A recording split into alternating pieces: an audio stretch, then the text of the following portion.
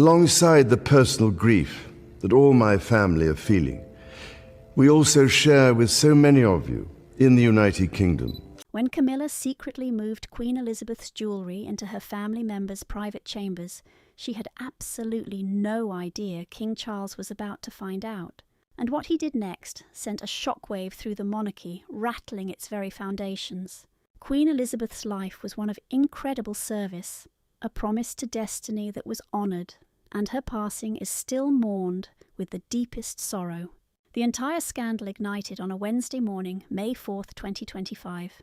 It had been 3 years since Queen Elizabeth II was laid to rest, a grand state funeral watched by millions across the globe. For most people, that chapter of history had finally quietly closed. The mourning bands were gone, the black crepe bunting had all been folded away. And while grief still echoed in the corners of the palace, the unstoppable business of the monarchy had resumed almost by sheer force of will. But behind the palace's grand facade, something had gone disastrously wrong, something with the power to rewrite history as we have always known it. Make sure you stay with us until the end of this video, because what comes next is something you absolutely do not want to miss. You see, royal tradition demands that. The personal belongings of the late monarch, including all her jewellery, private papers and highly personal handwritten letters, along with specially selected heirlooms, were all to be secured under the strictest lock and key for a period of 99 to 100 years. All of her possessions were to be held in trust, designated as both historical and sovereign property. This long archival period is strictly enforced by the Royal Collection Trust and by palace statute protecting the late monarch's legacy from any public release or family claims until the proper time arrives. Therefore, the official date to open Queen Elizabeth II's complete treasury was still a long way off. I really think it's such wonderful work, and I must thank everybody who has been volunteering and all of the others as well. In fact, that day was still decades away. And yet, on that fateful and quiet Wednesday morning, a man named Donald Walton, the royal treasurer, arrived unannounced at Buckingham Palace, bearing a deeply troubling report. According to him, a shocking number of Her late Majesty's most precious possessions were officially missing. Missing items included the priceless sapphire Jubilee brooch the late Queen wore for her 65th year on the throne, and the iconic double-strand pearl necklace she famously wore to Princess Diana's funeral in 1997. And most disturbingly, a pair of handwritten journals that only a very few people even knew existed. In these, she documented the darkest days of the COVID-19 lockdown, and they even included deeply personal letters to her heirs. By the time the report landed on the desks of Prince William and Princess Anne, the palace was in turmoil. This wasn't just a simple security breach. This was a major scandal just waiting to erupt. The first move was incredibly swift. William and Anne summoned Mr. Donald Walton into a secure briefing chamber, the very same one reserved for wartime planning. Anne, seated upright and looking incredibly stern, wasted absolutely no time. "Mr. Walton," she said, folding her arms across her chest, "exactly how long have these items been under your direct supervision?" "Since September, Your Royal Highness," Donald replied, looking clearly shaken. "Everything was sealed and carefully double-logged." Nothing had moved. William leaned forward, his voice sharp. "Then how do you possibly explain that 3 of the Queen's personal treasures are now gone?" With trembling fingers, Donald adjusted his cufflinks. "Sir, I am completely at a loss.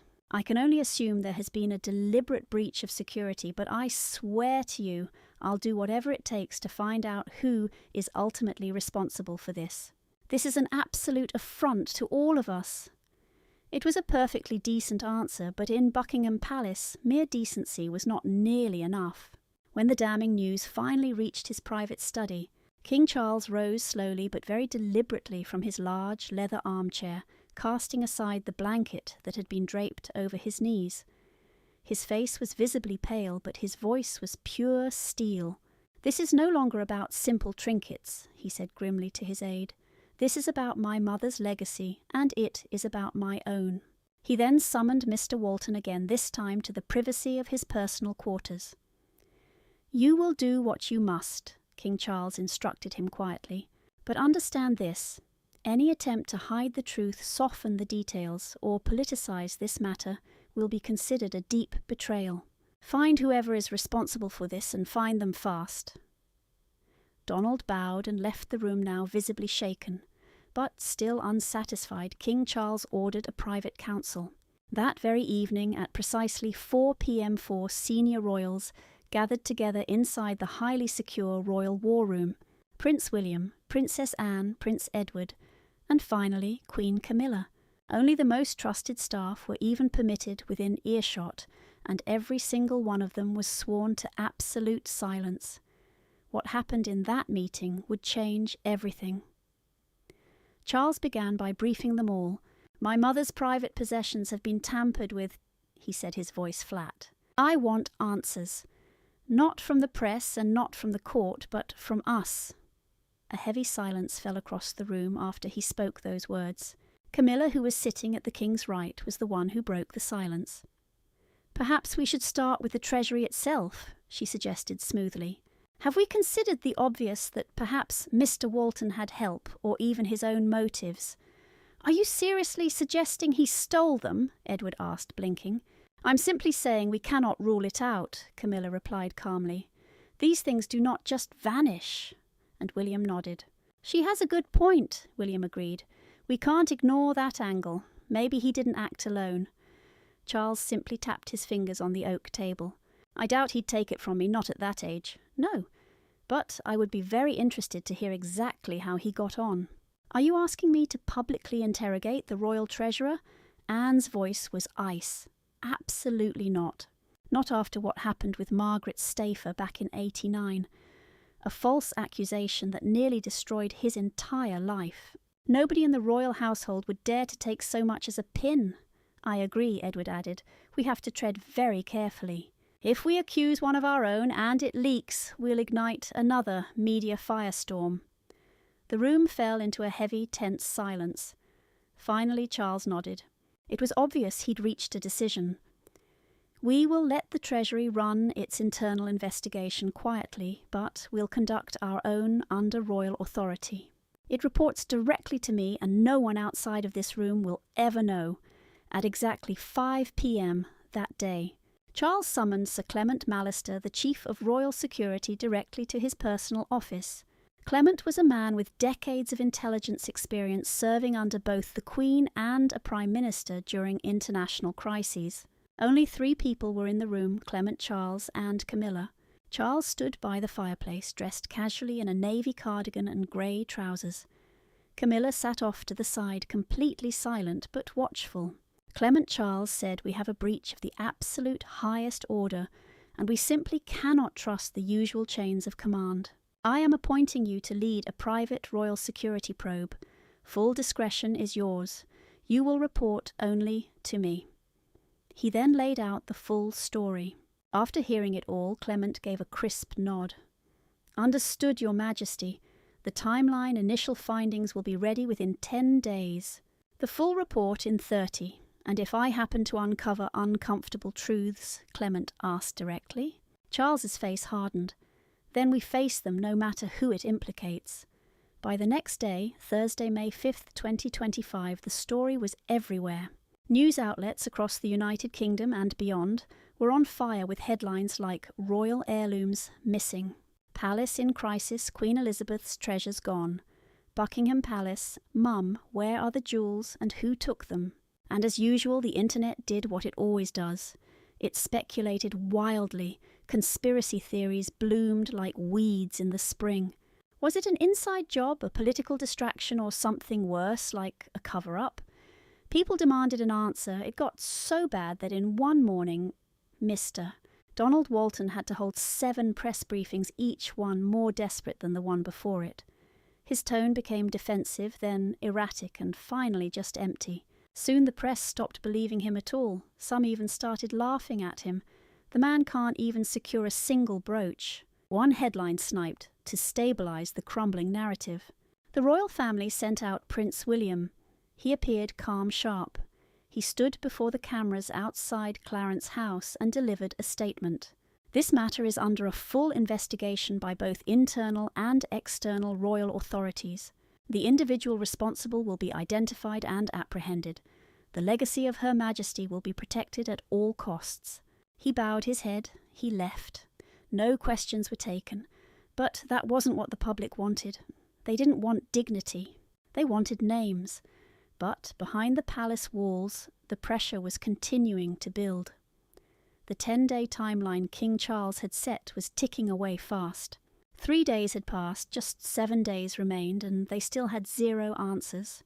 Donald had pored over every single page of the Treasury's entry logs and inventory lists.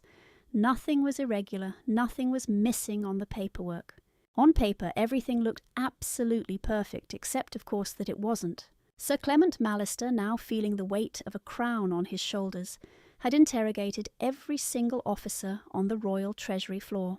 That included Donald and the guards, clerks and assistants, everyone. But nothing stuck, nothing moved. No fingerprints, no breach alarm, no malfunction. The palace was supposed to be airtight, and yet the royal jewels were gone. So who actually stole the jewellery? Keep watching to find out more. It had now been exactly 7 days since the investigation started. That evening, as the palace emptied out for the night, Sir Clement stayed behind in his glass-walled office at the rear of the east wing. The setting sun was bleeding colour through the windows. The light was fading. He just stared at the case files over and over again. Everything was leading nowhere. Just as he was about to pack it in, he buzzed his team of 7. "Everyone meet me in the archive hall in 20 minutes, Clement said into the comms. "We are not going home until we have a damn lead." They all gathered in a windowless basement under Buckingham Palace, a long concrete room that was lined with steel cabinets and security monitors. They reviewed every entry sheet, every duty log, and every single shift report one more time. It was useless until 2:03 a.m., when something happened. A rookie named Donna was sitting on the floor, her laptop on her knees, whispering to herself. "Wait, this doesn't line up." She leaned in closer, then she stood up, and then she ran. "Clement," she shouted, "you are going to want to see this." Everyone gathered as she pointed at a scanned log sheet. "Look at this guard's log entry. April 27th, 2025.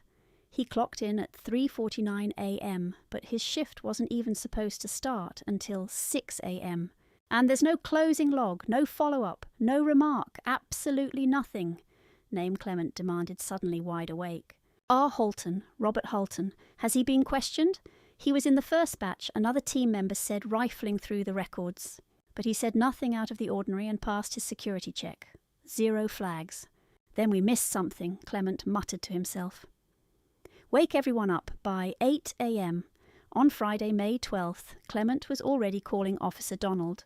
"I need the full profile and contact information for a Robert Holton," Holton Donald repeated. "Of course. Just give me a moment." 2 minutes later, Donald's voice was back on the line, calm but clearly curious. "Yes, I have him. Robert Holton, 10 years of service. A perfectly clean record. Why, he's being summoned for questioning this morning." "Understood. Should I be the one to notify him?" "No," Clement said flatly. "I will." Later that morning, Holton was brought in under discreet orders. The room was stark, a single chair, 1 tape recorder. Clement and Donna sat right across from him. Robert Clement began. "We've reviewed your entry logs, so tell us what happened on the morning of April 27th. You clocked in for duty almost 2 hours early." Holton blinked. His eyes darted around. He shifted in his seat. I was just early. I got in, walked the halls, and did my usual rounds. Did you file a report? I forgot. I was tired, I suppose." "Are you saying you forgot protocol after 10 years of service?" Holton looked trapped. "We can suspend you," Donna added coolly. "Strip your badge and even get you flagged on national security lists." Those words shattered every last bit of his resistance. Then he said the words that stunned everyone. "Keep watching to find out what he revealed next. Okay?" "Okay," he said, his voice finally cracking. "Listen, I didn't know that what I was doing was wrong. I was told it was an order from the Crown. I swear on my wife's cancer treatment. I never would have done it otherwise." Clement sat there cold as ice. "You were told by whom I don't know. I just got a call." There was no name, only a voice. Said it was an urgent instruction from upstairs. A royal order. You expect us to believe someone just called you, told you to enter the treasury, and you simply did it.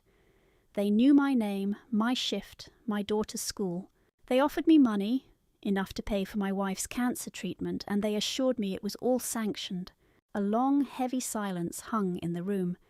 Then Donna asked the question no one else dared to. Did they mention a name or a title? Halton paused and then swallowed hard. They didn't give me a name. It was only the number I swear to you. At that point, Clement leaned in closer, his eyes narrowed. Robert, he said firmly, can we see your phone's call log from that day? Robert nodded, looking pale and utterly defeated. Of course it's all right there. April 27th, 3:22 a.m. An unknown number. That's when they called. Clement gave a signal to Donna, who quickly pulled up the log. The number was there. An unregistered line, but it was still active. Without wasting another second, they called it. A young female voice answered the phone. Her voice was eerily calm and controlled as she said, "Hello, this is Chief Security Officer, Sir Clement Mallister," he stated, identifying himself. "Who am I speaking with?" There was a short pause and then a quiet click. The line went dead. Donna was already tracing the call. Within just a few minutes they got a GPS ping. The call had originated from inside Buckingham Palace. Clement's blood ran cold. "It came from inside," he whispered. Donna nodded slowly. Yes, this was not an outside operation. Someone within these walls made that call. That was the precise moment Clement realized this situation went far above his pay grade. It was orchestrated from a position of immense power. This was someone who knew exactly how to bypass protocol, someone who could manipulate a loyal guard with a sick wife and do it all in the name of the crown. He knew what he had to do next. He went directly to the king. And this is where the story gets truly interesting. By 4:30 that same Friday afternoon, Clement was standing before King Charles in his private study, and he was visibly rattled. The air in that room was thick with unspoken tension. Charles looked up from his desk, his glasses resting on a leather-bound folder. "What have you discovered?" he asked, his voice low but firm. "Your Majesty," Clement began his report. He then recounted the entire investigation before finally saying, "We have traced the call that instructed Robert Halton to breach the Treasury vault. It came from within Buckingham Palace." Charles went rigid, his jaw clenched tightly. "Are you certain of this?" "It's been tracked and confirmed, sir. No breach, no spoofed number. The call was made from here, and, sir, we believe it was deliberate, maybe to fund something or to cover something up." The king turned away, staring out of the window at the vast palace lawn below. For a long moment he didn't say a word. When he did, his voice was just a whisper. No one else must know. Not yet. "I agree," Clement replied. "But if this is an inside job, sir, we may not be able to rely on standard protocol. I suggest a much different approach, one that completely avoids media attention." "And what do you suggest?" Charles asked, turning back. Clement stepped forward. "Have the personal maids of the entire royal family conduct a discreet search of each and every residence and chamber. No uniforms, no press, no suspicion. We will brief them carefully, only the most trusted among them." Charles considered this for a moment, then nodded his head slowly. "And the incentive promised them recognition, a royal commendation from the crown. Make the risk worth their while." "Done," the king declared. That very evening a secret meeting was called. Every personal maid, valet and trusted servant of the senior royals gathered in the East Wing's underground chamber. And it was King Charles himself who addressed them. "I speak to you not just as your sovereign," he began, "but as a son mourning his mother. Her legacy has now been stained. One of you can help restore it. If you find anything, and I mean anything at all, you report to Sir Clement directly. And I promise you, in the name of the crown, your loyalty will be honoured." The secret search began almost immediately. Each maid moved through her assigned quarters like a shadow, completely silent and invisible. For 2 long days, absolutely nothing surfaced. Every single member of the royal family was treated as an equal suspect, William, Anne, Edward, even King Charles himself. But on the evening of Sunday, May 14th, the case broke wide open. One of the palace maids, Elilana Hartridge, who was assigned to Camilla's private wing, reported directly to Clement. She was completely breathless, pale as a ghost. I think I've found something," she stammered, "in young Eliza's room." Eliza Clement repeated, clarifying Camilla's granddaughter. "Yes, sir." It was inside a jewellery box shaped like a rabbit, hidden deep under her wardrobe. It was the sapphire Jubilee brooch, one of the precise items that had been reported missing from the late Queen's collection. Eleanor carefully handed it over with gloved hands. Within just 1 hour, the brooch's authenticity had been confirmed. It was genuine, and it hadn't been removed from the vault since the Queen died. Clement and the King just stood over it in total silence. Only one person could have possibly accessed it and passed it on, Clement said. "Queen Camilla, summon her," Charles commanded. Camilla arrived about 20 minutes later, dressed elegantly in a dark green coat and pearls. She entered the private chamber where Charles, Clement and Donna waited. "Charles," she said in a light tone, "what is all this about?" The King did not respond. He simply motioned toward the brooch sitting on the velvet tray. "It was found in Eliza's room," Clement said plainly. "And the phone call that instructed Halton to access the vault, we traced it. The device was located in her wing, in the very same room where we found the brooch." Camilla didn't even flinch. She just stared at the brooch, then directly at Charles. "This is completely absurd," she said. "You think I told someone to steal from your mother's vault and then hide it with my own granddaughter? No one else could have had access." Camilla Charles said, his voice heavy with the moment. "This is not a light accusation. It's a betrayal. It's a setup," she snapped back. "Someone is trying to smear my family. This is entirely political. It always has been. You have never trusted my bloodline." "Then tell us," Clement interjected. "Who would want to do that? Who else possessed the means, the access, and the motive?" Camilla was silent, but it was far from over. At that point, Camilla knew she had nothing left to hide. The evidence was simply too precise, the trail far too clear. But even so, she wasn't ready to fall on her sword. Not completely. She straightened her posture, looked directly at King Charles, and stated calmly but firmly, "I did not steal it. I took what was promised to me. When your mother was alive, she told me herself that this exact piece of jewellery would be mine one day. So why should it be kept locked away? Why on earth should I have to wait for it? I was simply honouring her words. Besides, Kate and Meghan own plenty of Diana's jewellery. Why can't I have this one piece?" A deep silence fell across the room. Not one person moved. The air grew heavy, but Charles was not moved by the sentiment. His eyes, tired but sharp, scanned hers for truth, and found something else entirely justification, not a hint of remorse. With slow, deliberate force, King Charles summoned all the senior members of the royal household and announced what would become one of the most controversial royal rulings in decades. He officially stripped Camilla of her ceremonial duties, her titles and any future claims to royal property for herself or her family. This monarchy, he declared, was built on service and on trust.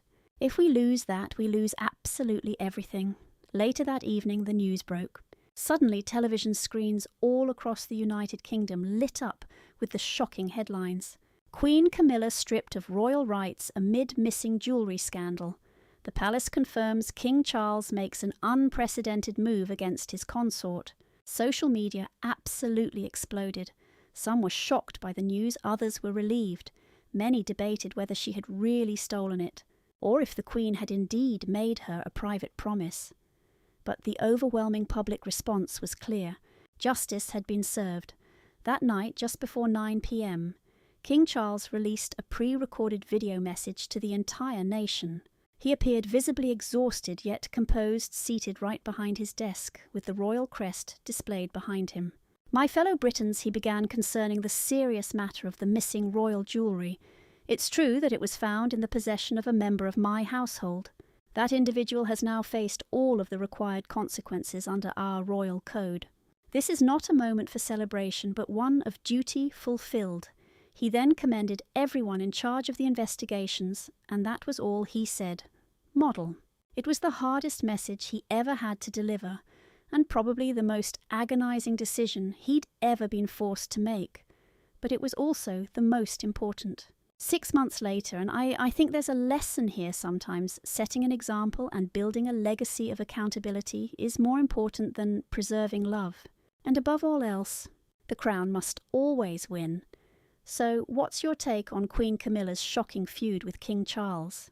Was this really justice, or is there a bigger story brewing behind the palace walls? Let us know what you think down in the comments below. If you found this story compelling, please like, share and subscribe to the channel. Go ahead and click the next video on your screen. You are going to love it.